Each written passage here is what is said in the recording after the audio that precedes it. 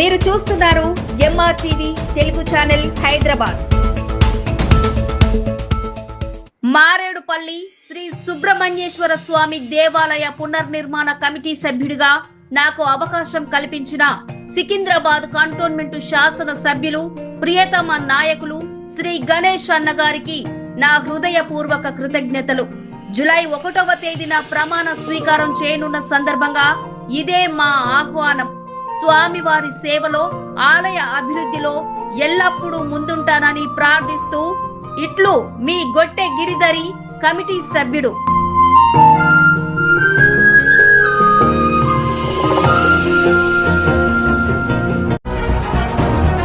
Polio రహిత దేశంగా మార్చడమే అందరి లక్ష్యం కావాలని కంటోన్మెంట్ ఎమ్మెల్యే శ్రీ గణేష్ పిలుపునిచ్చారు.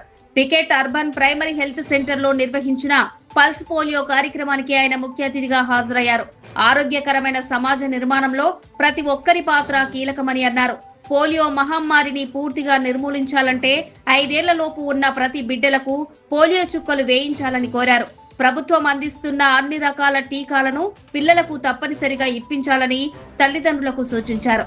తల్లిదండ్రులు నిర్లక్ష్యం చేయకుండా తమ పిల్లలను దగ్గరలోని పోలియో కేంద్రాలకు తీసుకువెళ్లి చుక్కల మందు వేయించాలని సూచించారు.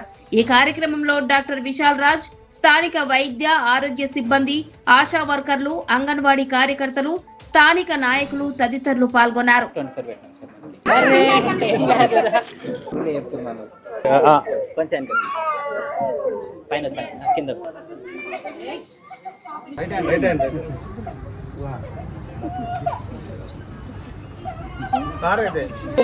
స్ట్రాబెర్రీ 0 to 5 కి ఒకసారి ఇట్లా పల్స్ పోలియో రౌండ్ ఉంటుంది సార్. ఆల్ ఓవర్ ఇండియా ఉంటుంది. మనకు మామూలుగా రొటీన్ ఏంటంటే వెటర్నరీ సర్టిఫికేట్ ఇస్తాం.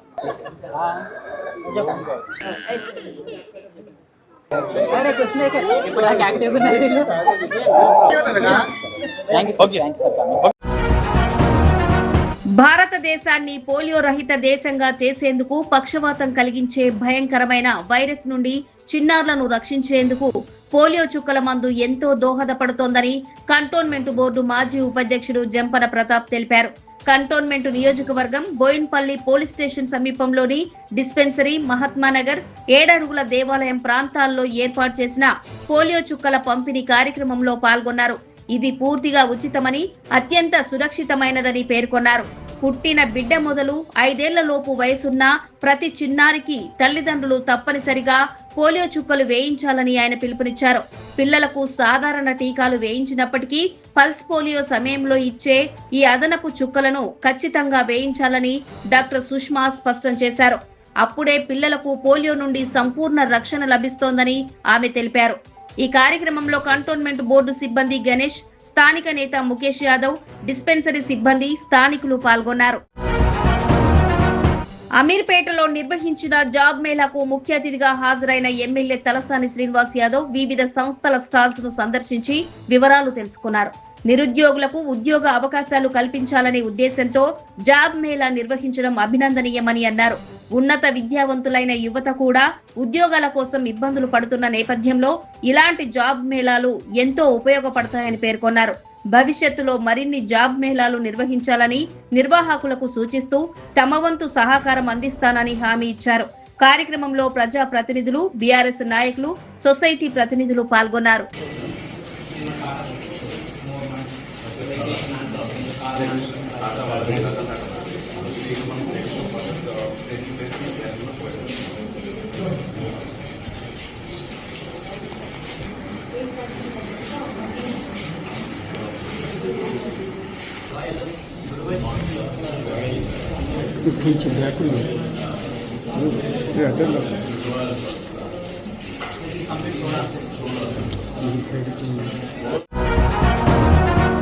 దేశాన్ని పోలియో రహితంగా మార్చేందుకు ప్రతి ఒక్కరూ భాగస్వాములు కావాలని 3వ వార్డు ఆస్పిరెంట్ కాంగ్రెస్ నేత రాజేష్ యాదవ్, 3వ వార్డు ప్రెసిడెంట్ మహేష్ యాదవ్ స్పష్టం చేశారు.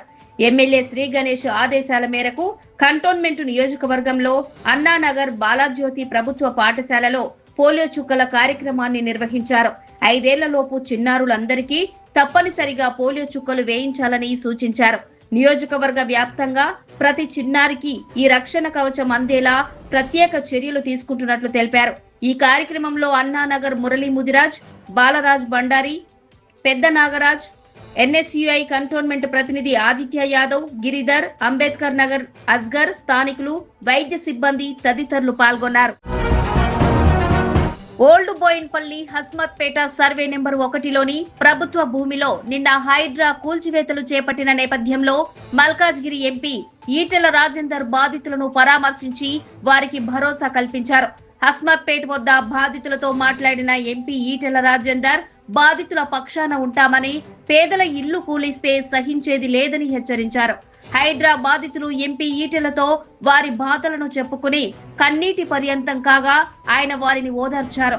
ముఖ్యమంత్రి రేవంత్ రెడ్డి అండ చూసుకుని రంగనాథ్ పేదల ఇళ్లను యథేచ్ఛగా కూలుస్తున్నారని, పేదల ఉసురు తగులుతోందని ఎంపీ ఈటెల అన్నారు.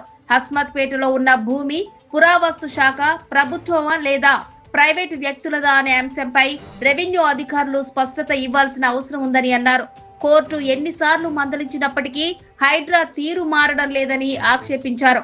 పేదల ఇండ్ల జోలికి వెళ్లకుండా రాజకీయ నాయకులు దళారుల చేతులలో ఉన్న భూములను హైడ్రా స్వాధీనం చేసుకోవాలని కోరారు. దళారులు ఎవరైనా పేదలను నమ్మించి వారికి స్థల విక్రయాలు చేస్తే వారిపై చట్టరీత్యా చర్యలు తీసుకోవాలని అన్నారు. వివాదాలలో ఉన్న భూములను పేద మధ్యతరగతి ప్రజలు కొనుగోలు చేసే ముందు 1కి 10 సార్లు ఆలోచన చేసి తీసుకోవాలని సూచించారు. గత బీఆర్ఎస్ ప్రభుత్వం, ప్రజా ప్రతినిధులు, అధికారుల నిర్లక్ష్యం మూలంగానే పేద ప్రజలు ఇబ్బందులు ఎదుర్కొంటున్నారని అన్నారు.